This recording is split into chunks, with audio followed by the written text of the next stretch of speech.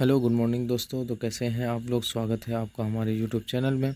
तो फिर से लेके आ गए आप लोग के लिए एक महत्वपूर्ण वीडियो को लेकर के। पिछली वीडियो में मैंने बताया था पॉलिटिकल साइंस के जो ऑनर्स पेपर है पार्ट 1 की, तो उसमें कुछ महत्वपूर्ण क्वेश्चन को छाटा गया था। आज मैं उसी का विस्तारित रूप से जो उत्तर है उसी को लेकर आया हूँ, उसके आंसर को लेकर के।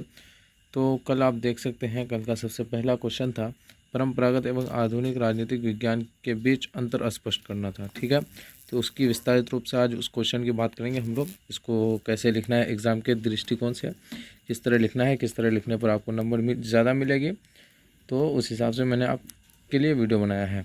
तो आप लोग सही से देखें। इस प्रकार से भी आप अगर लिख देते एग्ज़ाम में तो 100% चांस है आपको 100% मार्क्स मिलेंगे। जी हाँ दोस्तों, तो देखते हैं क्या है।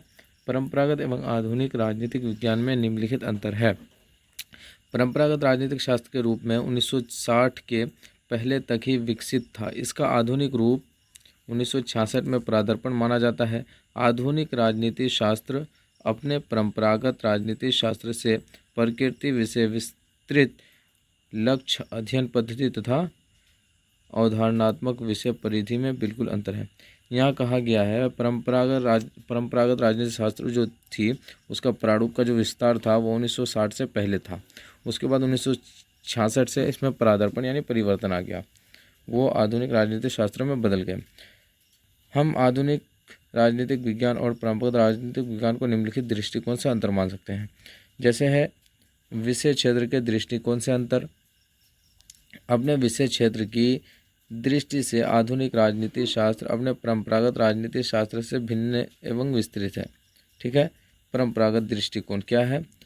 परंपरागत दृष्टिकोण के अंतर्गत राजनीति शास्त्र में मूल्यों एवं लक्ष्यों को प्रमुख स्थान दिया जाता है।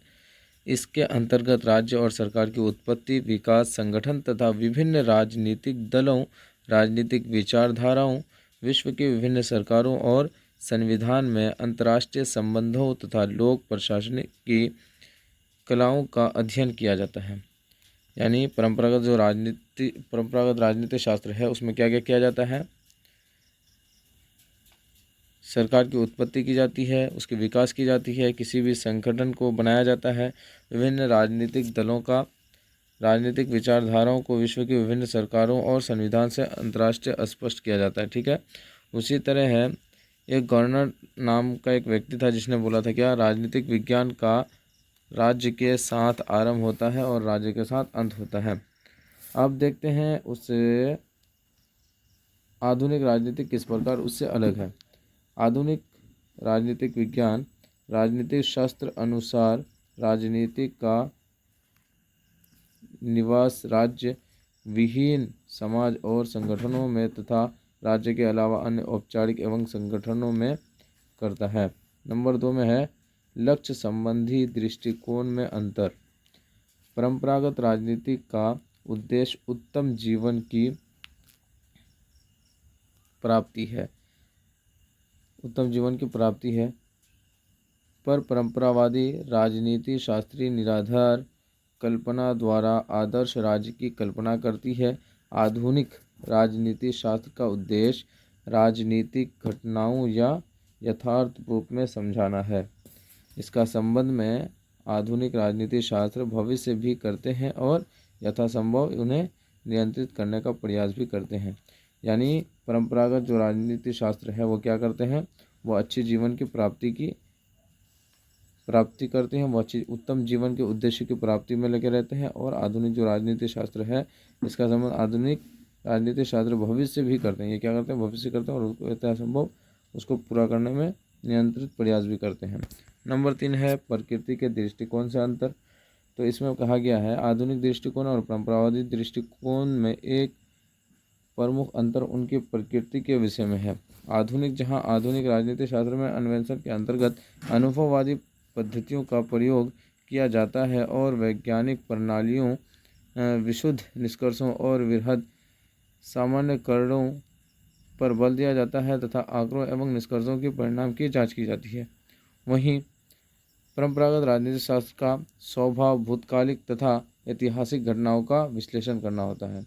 ठीक है, नंबर 4 में है जहाँ पर परंपरागत राजनीति शास्त्र का सिद्धांत और निष्कर्ष तर्क पर आधारित है, वहाँ आधुनिक